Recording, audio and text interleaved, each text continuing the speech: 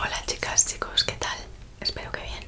Hoy traigo un True Crime, otro vídeo de crímenes que lo pedís un montón, así que lo he estado resumiendo el siguiente aquí. En esta ocasión es un crimen, como habréis visto en el título, es el caso de Sheila Barrero, que sucedió en La Collada, es un pueblo de Asturias, perteneciente a España. Para quien no sea de España, pues es dentro de España. Para los demás, pues es un pueblo de Asturias. Y es un crimen que todavía no tiene resolución. O sea, el asesino anda libre por ahí, de momento. Sucedió en 2004, o sea que todavía estaríamos a tiempo de resolverlo. O sea, estarían. Pero no pinta muy bien la cosa, porque han pasado ya, pues, casi, 18 años. Pero bueno, os lo voy a contar, a ver si lo he resumido más o menos bien y os enteráis. Como he dicho, es un caso abierto todavía. El 25 de enero de 2004 aparece muerta en su coche, en un Peugeot 206 blanco, Sheila Barrero, de 22 años, la cual iba camino de su casa. Al salir de trabajar, era un sábado noche, y ella trabajaba los fines de semana de camarera en un pub del pueblo vecino. Entonces pues salía bastante tarde esos días del fin de semana. Había salido de trabajar y se quedó tomando algo con sus amigos y compañeros hasta las 8 de la mañana. Esto parece súper tarde, pero en los pueblos pues los bares de copas, pubs o discotecas cierran bastante tarde y la gente luego se queda tomando cosas por ahí. Bueno, o sea que es perfectamente normal. De hecho, estos amigos con los que está tomando algo la acompañan la mitad de camino cuando ya se retiran, cuando terminan de estar de fiesta o de salir, pues la acompañan hasta la mitad y ahí hay una bifurcación y dos coches de los amigos y parejas de amigos se van para un lado y ella para el otro. Incluso hay un mensaje de uno de ellos diciéndole: envíame un mensaje cuando llegues o dame un toque o algo así. ¿Qué pasa? Que hacia ese toque nunca se lo da, claro. Hacia las 12 de la mañana la echan a faltar la familia en casa y dice: ostras, Sheila no ha venido. ¿Dónde está Sheila? Que en un principio se iba a quedar a dormir en casa de un hermano que vivía más cerca del pub donde trabajaba, porque tenía el coche en el taller. Pero de improviso apareció el chico del taller que la conocía, pasó por el pub y le dio las llaves porque lo terminó antes de tiempo. Así que sus planes a última hora cambiaron y no se quedó fatídicamente a dormir en casa del hermano, sino que se fue a su casa, aunque nunca llegó, ¿vale? Entonces no llega, se empiezan a preocupar por ella y el hermano, uno de ellos, el hermano que se llama Elías, si no me equivoco, estaba en su casa, en casa de los padres, diciendo: ostras, qué raro, pues mira qué ha pasado, que de camino me ha parecido ver su coche apartado en un área recreativa, un área de descanso que hay a mitad del camino, y me lo ha parecido ver ahí apartado. Que también es curioso que no se paró a mirar si era ella, ni le extrañó en el momento que pasó, simplemente se da cuenta ahora, es lo que explica él, cuando está en casa, que dice: como no aparece, pues dice: hostia, pues yo creo que he visto su coche, voy a ir allí. Coge su coche y va a buscarla. Entonces cuenta que se acerca al coche y que lo ve apartado allí donde había visto, sí, o sea, el coche que pensaba que era de ella, efectivamente era el de ella. Se desvía, ahí estaba apartado en un área de servicio, aparcado, de servicio no, de descanso recreativo, así como si fuera un mirador. Se baja de su coche, va a ver y le parece que está durmiendo en un primer momento. Parece que ella está así, descansando tan tranquila dentro, porque estaba perfectamente colocada, los pies perfectamente puestos en el suelo, colocaditos, las manos una encima de otra, encima de su regazo, pero la cabeza estaba agachada. Así que se acerca y se da cuenta que tiene un balazo en la frente, lo que posteriormente en la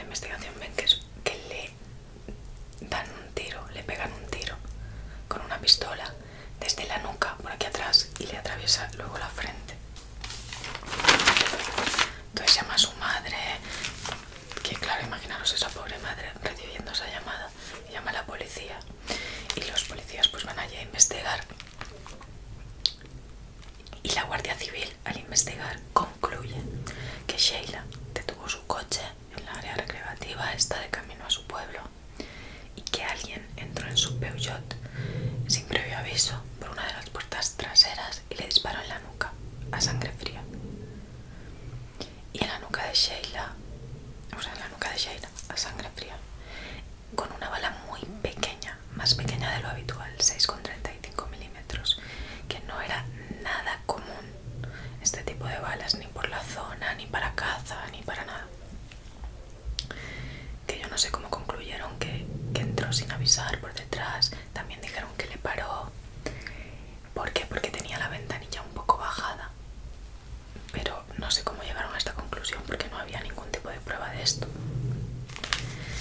Total, que la bala le atravesó desde la nuca hasta la ceja. Investigaron el casquillo de la bala, porque en esa zona, como hemos dicho, no era nada habitual. Y también, mientras investigan eso, encuentran un trozo de fibra azul en el coche, en una bufanda de ella, que posteriormente se comprueba que pertenecía a la chaqueta de, porque claro, es que no ha llegado, perdón, a la chaqueta de uno de los sospechosos, de una persona. Es que no ha llegado a los sospechosos. Resulta que ella, por ejemplo, pues los primeros sospechosos, que suelen ser el exnovio, si tiene algún amante, los primeros sospechosos son estos, ¿no? Pues ella tenía un exnovio con el que iba y venía desde hacía años. De hecho, en el coche tiene los billetes para irse de viaje con él a una escapada, porque habían quedado esta misma tarde de la mañana en que murió, pues habían quedado por la tarde para hablar, porque siempre rompían y volvían y se estaban reconciliando, ¿vale?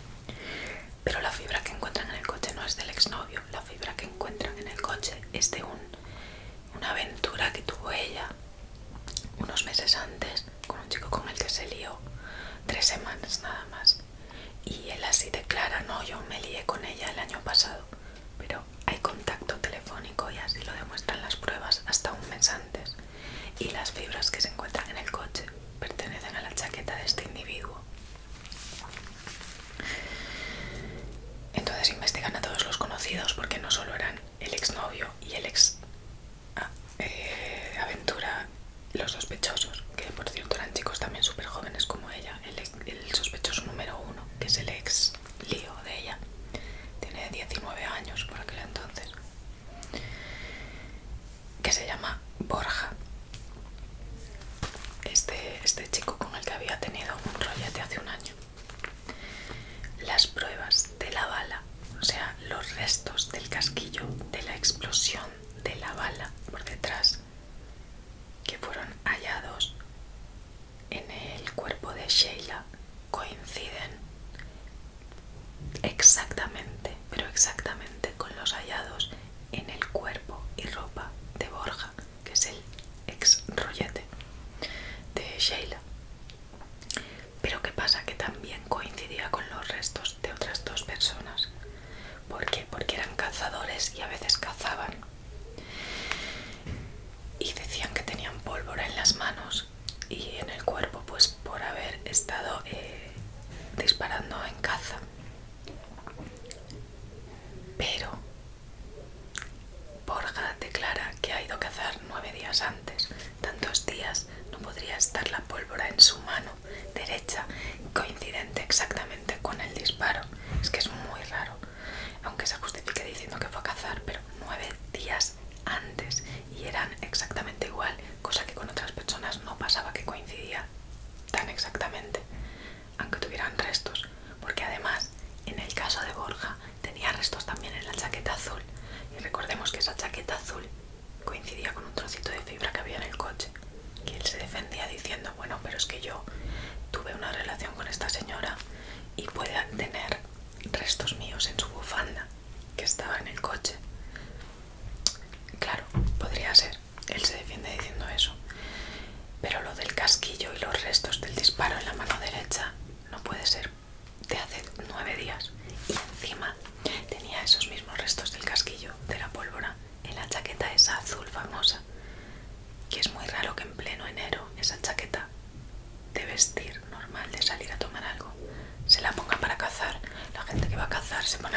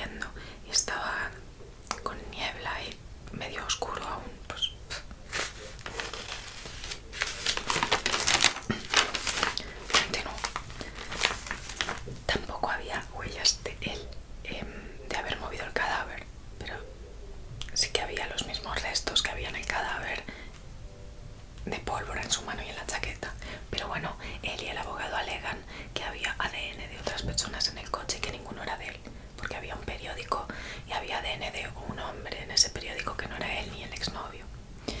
Al exnovio se le descartó rapidísimo porque no había ninguna prueba, habían quedado por la tarde, estaban reconciliándose y también tenía coartada. Y en el coche se encuentra ADN de otros 5 hombres, en el cuello de ella, en el pelo, no sé dónde. Pero bueno, es que pueden ser amigos del pub, gente que saluda, gente que ha tocado el periódico, clientes, cualquier cosa. Eso no quiere decir que porque haya ADN de otras personas no pudiera haber estado él, cuando hay indicios horribles que lo delatan, como la pólvora en su mano, que obviamente no coincidía de hace 9 días, en su chaqueta, la fibra de su chaqueta, que años después se demostró que era de esa chaqueta, no de otra parecida. En fin. Pero como no eran concluyentes porque había cosas que no coincidían o que también podía tener en común con otra gente, tuvieron que archivar el caso en 2008. En 2015, 11 años después del asesinato, se reabrió porque la familia seguía presionando, insistiendo que las pruebas que hubo apuntaban a Borja, que era el ex rollete. Presentaron un nuevo recurso que por tristeza, o sea, tristemente desestimaron, alegando que no había nuevas pruebas para reabrirlo. Había todas las pruebas de antes, pero claro, si no hay nuevas pruebas no se reabre un caso. Entonces los desestimaron. Pues que para mi modo de ver hay un montón de pruebas que lo inculpan a él. Teo era el novio, el exnovio, exnovio con el que iba y venía. Muchos años después se fue a buscarlo un programa de la televisión para hacerle una entrevista y oye, se dejó, fue bastante amable, hizo un reportaje, dijo: mira, yo ya tengo una nueva vida, me tuve que marchar del pueblo porque la gente es muy mala. Y claro, mucha gente apuntaba a mí, supongo que porque le interesaba desviar la atención, pero las pruebas lógicamente no me apuntaban a mí, yo no he hecho nada. Las pruebas apuntan a la verdad, claro. Y de hecho, pues que se iba de viaje con ella, que los billetes aparecieron en el coche, se estaban reconciliando. Toda la familia declara que estaba durmiendo con él también, o sea, él tiene un montón de testigos de que no estaba. Y bueno, ahora había rehecho su vida en Burgos, lejos del pueblo. Cuenta que el mismo día que la mataron había quedado por la tarde con ella, que ya lo hemos dicho antes, para hablar y reconciliarse, pero que una amiga de ella le llama por la mañana, media mañana, y le dice lo que ha pasado y que él no se lo podía ni creer, que llamó a la familia. Dice, lo primero que hice fue llamar a su casa y allí me dijeron que era verdad. Y claro, yo ni me lo podía creer, estaba en shock y encima tenía miedo que me inculparan a mí, porque siempre lo que hacen es pensar en el exnovio. Y dice, claro, menos mal que el día anterior me había llamado a ella, o ese mismo día, de madrugada, no sé, porque si le llego a llamar yo, habría parecido que fui yo que la buscaba y que me quería, no sé, vengar de ella por algo, no sé. Y Borja, el principal sospechoso, también rehizo su vida en otra ciudad, también está casado, los dos están casados, pero salió libre y sin cargos pese a todas las pruebas que había, y por supuesto no concede ninguna entrevista ni nada. Esto es algo que que a mí me da mala espina. Si no tienes nada que ocultar, pues te digas unas palabras y dices, mira, yo esto pasó hace muchos años, no quiero saber nada, yo no soy culpable, entiendo que me hayan inculpado a mí, todos éramos sospechosos y ya está, ¿no? ¿Qué te cuesta? Pero la gente que se esconde, no habla, porque esto pasaba en el caso de Elena Jubain también, que tampoco tienen un culpable, ¿sabes? Y ese cabrón, que yo pienso que fue uno de los autores, siempre se esconde, contesta mal, no atiende a los medios. ¿Por qué? Porque tiene miedo, yo creo, porque fue él, entre otros. Pero pues con esto pasa un poco igual, te quedas como más tranquilo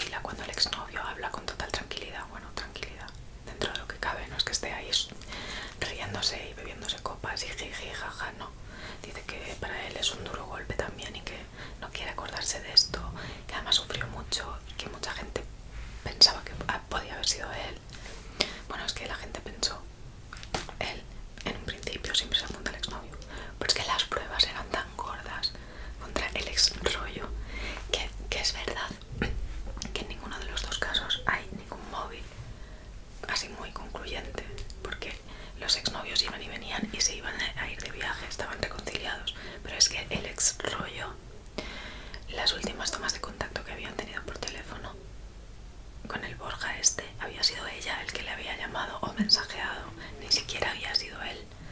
O sea, es bastante raro. Claro que no sabemos lo que hablaban en persona o lo que... pero las pruebas son tan heavies, pero tan no sé qué opináis vosotros, pero a mí me parece blanco y en botella, leche. O sea, a mí me parece muy, es de estos casos que dices, pero ¿qué pasa? ¿Cómo va a no poder explicar si estos restos de pólvora del mismo casquillo, de la misma pistola, son de cazar, que no eran ni siquiera balas de caza?